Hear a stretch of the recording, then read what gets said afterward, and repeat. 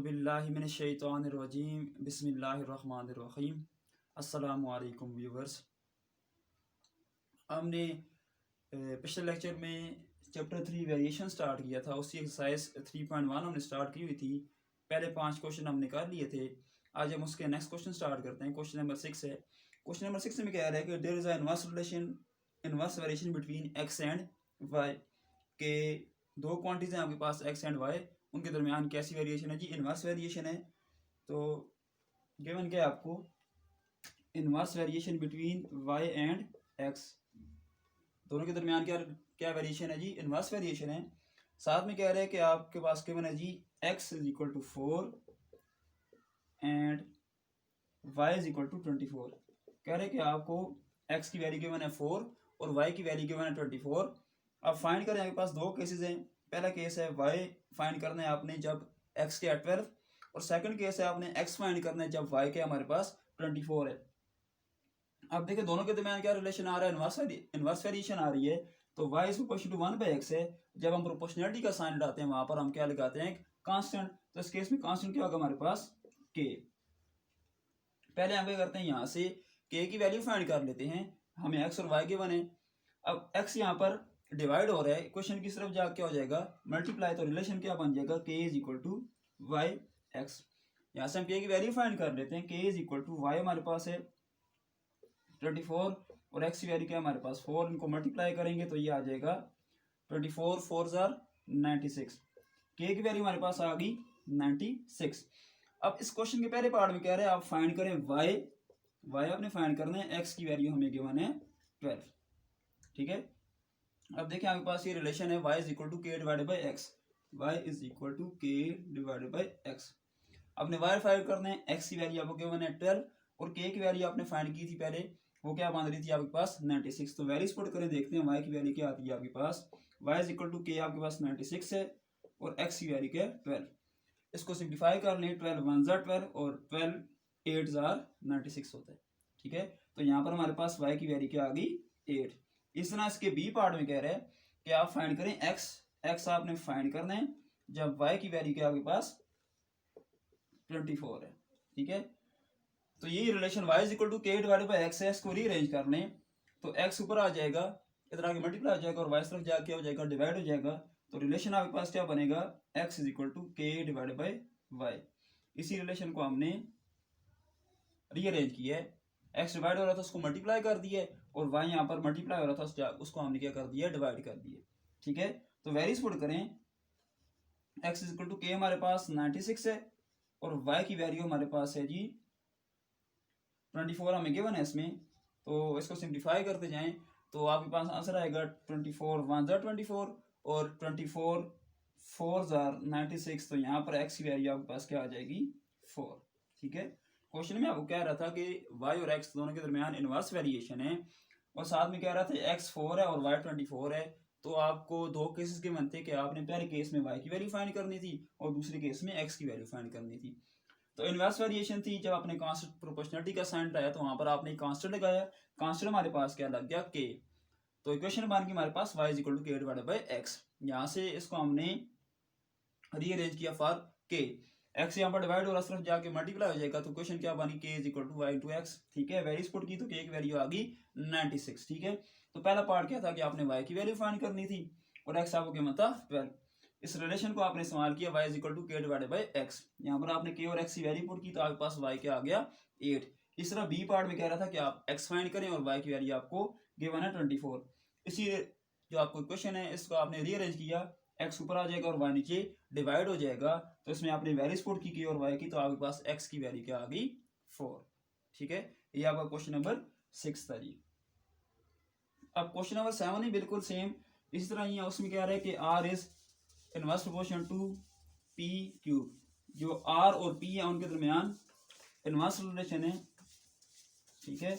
और आपको r और p की वैल्यू गिवन है। पहले आपने क्या करना है? k की वैल्यू फाइंड करनी है और उसके बाद दो पार्ट्स हैं उसमें भी। पहले केस में आपने r फाइंड करना है, p की वैल्यू गिवन है 3। ठीक है। k और p की वैल्यू पुट करेंगे तो आपके पास r की वैल्यू आ जाएगी। इस तरह b केस में कह रहा है कि आप p फाइंड करें जब आपको r गिवन है 1/4। तो उस केस में आपने क्या करना है? r और k की वैल्यू पुट करेंगे तो आपके पास p की वैल्यू आ गई। सेम लाइक क्वेश्चन नंबर 6 है ये, ठीक है। और जो आपका क्वेश्चन नंबर 8 है उसमें आपको टेबल गिवन है और साथ में कह रहे हैं y is proportional to x। आप ये करें, इस टेबल को कंप्लीट करें। टेबल में गिवन क्या आपको फर्स्ट कॉलम में एक्स वाई लिखा हुआ है, आगे आप नेक्स्ट कॉलम में 4 2, नेक्स्ट कॉलम में आपको एक्स की वैल्यू गिवन है, वाई की वैल्यू आपने फाइंड करनी है। नेक्स्ट कॉलम में आपको वाई की वैल्यू गिवन है 3.5, इस केस में आपने एक्स की वैल्यू फाइंड करनी है। और नेक्स्ट कॉलम में आपको एक्स की वैल्यू गिवन है, इस केस में आपने वाई की वैल्यू फाइंड करनी है। अब देखिए जो वेरिएशन है वो क्या डायरेक्ट है, तो जब हम प्रोपोर्शनलिटी का साइन लगाएंगे वहां पर कांस्टेंट लगाएंगे y इज इक्वल टू के एक्स। यहाँ से पहले हम इसे रीअरेंज कर लेते हैं फॉर के एक्स, यहाँ पर मल्टीप्लाई और सिर्फ जाके डिवाइड हो जाएगा k is equal to Y divided by X. अब देखें पहले कॉलम में आपको x की वैल्यू भी गिवन है और y की वैल्यू भी गिवन है। हम ये करते हैं x और y की वैल्यू पुट करके k की वैल्यू मालूम करते हैं। तो क्या हो जाएगा k is equal to y की वैल्यू हमारे पास 2 है और x की वैल्यू हमारे पास 4 है। तो इसको सिंप्लीफाई करते हैं, 2 1 2 और 2 2 4। तो k की वैल्यू हमारे पास क्या आ गई 1/2। अब नेक्स्ट कॉलम में आपको x की वैल्यू गिवन है, आपने y की वैल्यू फाइंड करनी है। तो यहाँ पर रिलेशन क्या आपके पास y इज इक्वल टू के एक्स। आपके पास k की वैल्यू क्या है 1/2 और x की वैल्यू आपको गिवन है 6। वैल्यूज पुट करते हैं, देखते हैं हमारे पास y की वैल्यू क्या आती है। y is equal to k की जगह आ जाएगा 1/2 और x की जगह हमारे पास क्या आ जाएगा 6। तो सिंप्लीफाई करें, 2 1 2 और 2 3 6। तो यहाँ पर हमारे पास y की वैल्यू क्या आ गई 3। इसको फिल करते हैं, यहाँ पर आ जाएगा 3। अब नेक्स्ट केस में हमें गिवन है वैल्यू y की, हमने x की वैल्यू फाइंड करनी है। तो देखें रिलेशन आपके पास क्या है y इज इक्वल टू के एक्स। इसको रीअरेंज करें फॉर x, k यहाँ पर मल्टीप्लाई और सिर्फ जाके डिवाइड हो जाएगा। तो रिलेशन क्या बन जाएगा x is equal to Y divided by K. Values put करते हैं, y की वैल्यू हमारे पास 3.5 और k की वैल्यू है हमारे पास 1/2। अब 1/2 को जब हम ऊपर मल्टीप्लाई करेंगे तो क्या हो जाएगा x is equal to 3.5 multiply 2। तो यहाँ पर आपके पास आंसर आ जाएगा x इज इक्वल टू 7। तो यहाँ पर हमारे पास x की वैल्यू क्या आ गई 7 आ गई। इसी तरह लास्ट केस में हमें x की वैल्यू गिवन है 15 और हमने y की वैल्यू फाइंड करनी है। तो इसी इक्वेशन से y इज इक्वल टू के एक्स, आपको k की वैल्यू गिवन है 1/2 और x की वैल्यू गिवन है 15। तो सिंप्लीफाई करते जाएं, 2 1 2 2 7 14 होते हैं और आगे हमारे पास 5 1 रह जाएगा तो 0.5 आ जाएगा हमारे पास। तो y की वैल्यू हमारे पास यहाँ पर क्या आ जाएगी 7.5। इस तरह आपका टेबल क्या हो गया कंप्लीट हो गया। पहले केस में आपको y और x की वैल्यू गिवन थी, आपने वैल्यू पुट करके k की वैल्यू फाइंड की और उसके बाद जो वैल्यू आपको मिसिंग थी आपने इस जो इक्वेशन है y इज इक्वल टू के एक्स, इसको इस्तेमाल करके जो आपका टेबल था उसको आपने कंप्लीट कर दिया। ये थी आपकी एक्सरसाइज 3.1। एक्सरसाइज 3.2 की तरफ चलते हैं। उसमें आपके पास पहले कुछ चीजें हैं कि कॉन्टिन्यूड प्रोपोर्शन क्या होता है, फिर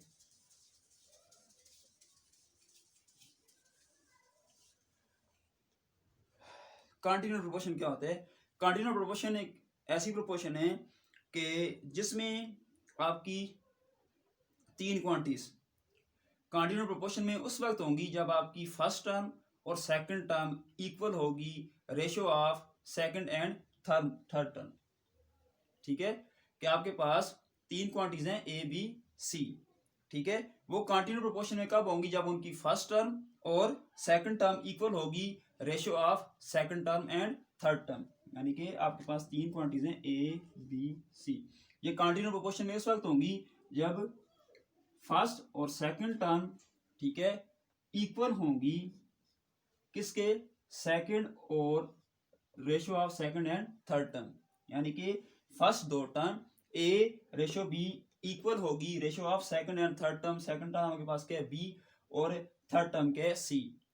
तो यहां से आप देखें आपके पास रिलेशन बन रहा है कि A C is equal to B square. इसको हम यू लिख सकते हैं ना, ए फ्रैक्शन फॉर्म में लिखें A over B is equal to B over C. तो क्रॉस मल्टीप्लाई करें क्या बन जाएगा A C is equal to B square. हमारे पास एक इक्वेशन आ रही है A C is equal to B square. यानी कि कॉन्टिन्यूड प्रोपोर्शन क्या होता है कि 3 क्वांटिटीज आपकी कॉन्टिन्यूड प्रोपोर्शन में उस वक्त होंगी कि जब पहली दो टर्म्स इक्वल होंगी ratio of second and third term. यानी कि A ratio B is equal to B ratio C. तो हम इसको अगर फ्रैक्शन फॉर्म में लिखें, ये बनता है A over B is equal to B over C. Cross multiply करें तो यहाँ पे आपके पास एक इक्वेशन आ जाएगी A C is equal to B square. ठीक है, और अगर आपके पास तीन टर्म्स जो हैं, ये जो ए बी सी आपको गिवन है, अगर ये कॉन्टिन्यूअस प्रोपोर्शन में है तो ये जो आपके पास टर्म बी होगी इसे हम बोलेंगे मीन। ठीक है, जो आपके पास टर्म बी जो सेंटर वाली टर्म है बी है, इसे हम क्या बोलेंगे, मीन प्रोपोर्शनल। ठीक है, अगर ए बी सी जो तीन टर्म्स आपको गिवन थी या तीन क्वांटिटीज आपको जो गिवन थी, अगर वो कॉन्टिन्यूअस प्रोपोर्शन में है तो ये आपके पास जो बी है, ठीक है, सेकंड टर्म है, वो क्या होगी, उसे हम बोलेंगे मीन प्रोपोर्शनल। ठीक है, इसके बाद है आपके पास प्रॉपर्टीज हैं कुछ। पहली है आपके पास अल्टरनेंडो।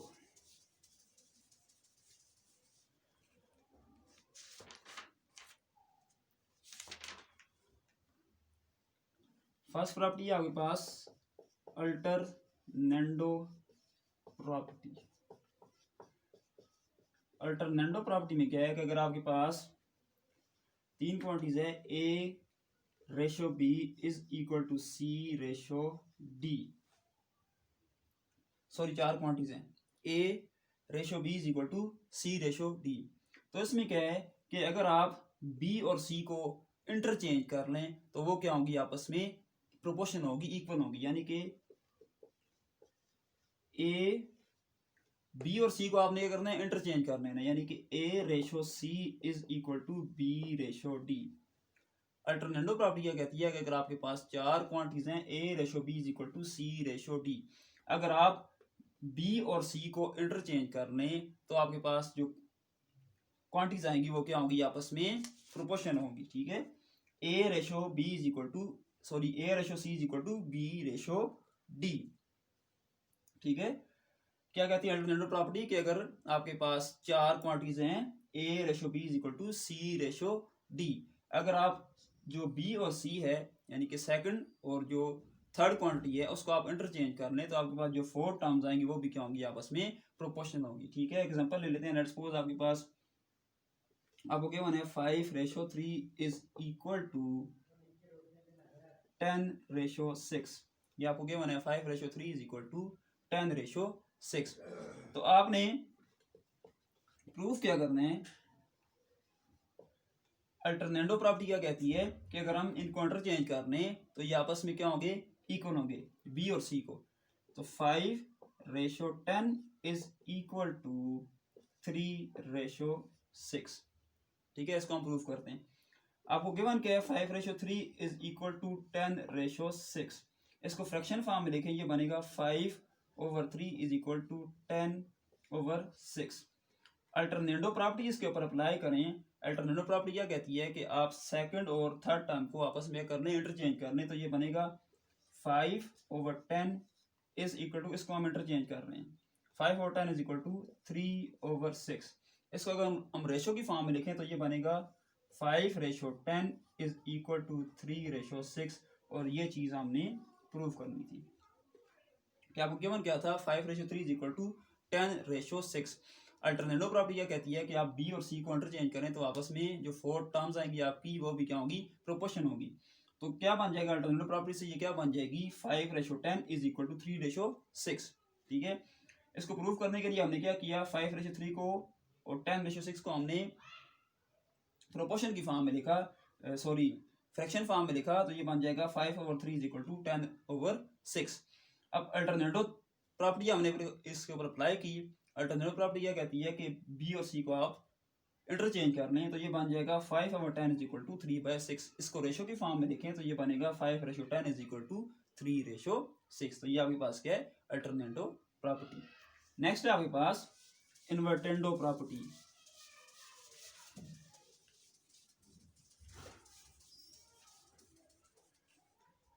नेक्स्ट है इन्वर्टेंडो प्रॉपर्टी। इन्वर्टेंडो प्रॉपर्टी में क्या है, अगर आपके पास दो क्वांटिटीज हैं, ए रेशो बी, तो आपने क्या कर लेना होता है, इनको इन्वर्स कर लेना होता है, यानी कि बी रेशो ए। ठीक है, अब प्रॉपर्टी क्या कहती है कि अगर आपके पास 4 टर्म्स है a ratio b is equal to c ratio d, अगर आपको इनको इन्वर्स करने b ratio a is equal to d ratio c, तो ये भी 4 जो टर्म्स आएंगी आपके पास ये भी क्या होंगी, प्रोपोर्शन होंगी। ठीक है, गिवन क्या था a ratio b is equal to c ratio d। तो इन्वर्टेंडो प्रॉपर्टी के मुताबिक आप इनको रिवर्स कर लें, इन्वर्स कर लें इनका, तो आपके पास जो 4 टर्म्स आएंगी वो भी क्या होंगी, आपस में प्रोपोर्शन होगी। तो इन्वर्स करें b ratio a is equal to d ratio c। इसको प्रूव करने के लिए वही जो पीछे हमने एग्जांपल ली थी उसी से सॉल्व कर लेते हैं। हमने एग्जांपल क्या ली थी, 5 ratio 3 is equal to 10 ratio 6। ठीक है, तो इसमें हमने प्रूफ क्या करने हैं कि इन्वर्टेंडो प्रॉपर्टी कहती है अगर हम इनको इन्वर्स करने 3 ratio 5 is equal to 6 ratio 10, यानी कि जो 4 टर्म्स आएंगे वो भी क्या होंगी, आपस में प्रोपोर्शन होगी। इसको फ्रैक्शन फॉर्म में लिखें, ये बन जाएगा 5/3 इज इक्वल टू 10/6। अब इन्वर्टेंडो प्रॉपर्टी इसके ऊपर अप्लाई करें तो ये क्या बन जाएगा, 3/5 इज इक्वल टू 6/10। इसको अगर रेशो की फॉर्म में लिखें ये बन जाएगा 3 ratio 5 is equal to 6 ratio 10, और ये चीज़ हमने प्रूव करनी थी। ठीक है, इस तरह नेक्स्ट है हमारे पास कंपोनेंडो प्रॉपर्टी। कंपोनेंडो प्रॉपर्टी कहती है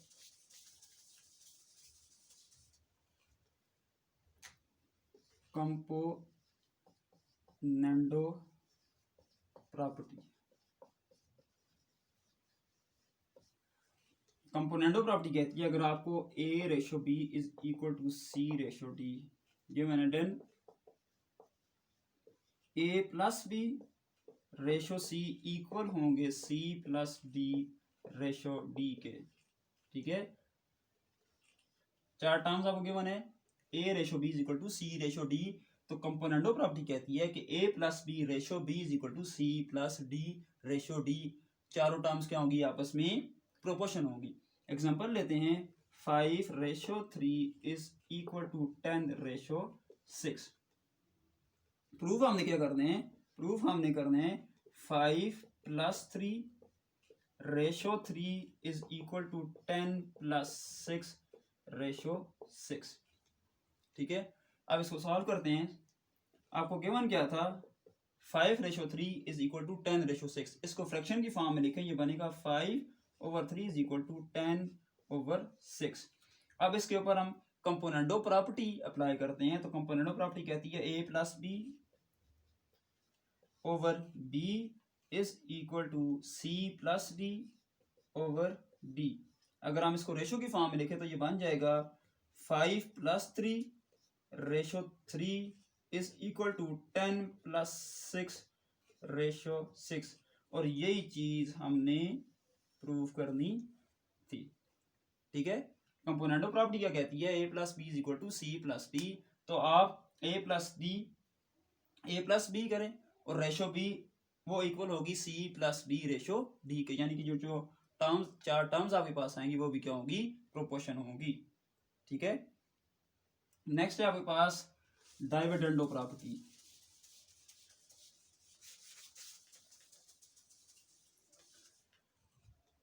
डाइविडेंडो प्रॉपर्टी, इसमें क्या होगा कि आपके पास 4 क्वांटिटीज हैं, a ratio b is equal to c ratio d, then a minus b ratio b is equal to c minus d ratio d। Prove करने के लिए एग्जांपल ले लेते हैं, 5 ratio 3 is equal to 10 ratio 6। Example है कि हमने शुरू में दी थी, उसी को हम हर केस में हर प्रॉपर्टी के अंदर अप्लाई कर रहे हैं। 5 ratio 3 is equal to 10 ratio 6। अब हमने इसमें प्रूफ क्या करना है, according to dividendo property 5 minus 3 ratio 3 equal होगी 10 माइनस 6 रेशो 6 के। सॉल्व करते हैं, आपको गिवन क्या था, 5 ratio 3 is equal to 10 ratio 6। इसको फ्रैक्शन फॉर्म में लिखें, ये बनेगा 5 ratio 3 is equal to 10 ratio 6। Dividendo property apply करें इसके ऊपर, ये बनेगा 5 minus 3 divided by 3 is equal to 10 minus 6 divided by 6। ठीक है। इसको अगर हम रेशो की फॉर्म में लिखें, ये बन जाएगा 5 - 3 ratio 3 is equal to 10 - 6 ratio 6। और यही चीज आपने प्रूव करनी थी। और लास्ट प्रॉपर्टी है हमारे पास componendo dividendo property. Last property है हमारे पास कंपोनेंडो डाइविडेंडो प्रॉपर्टी।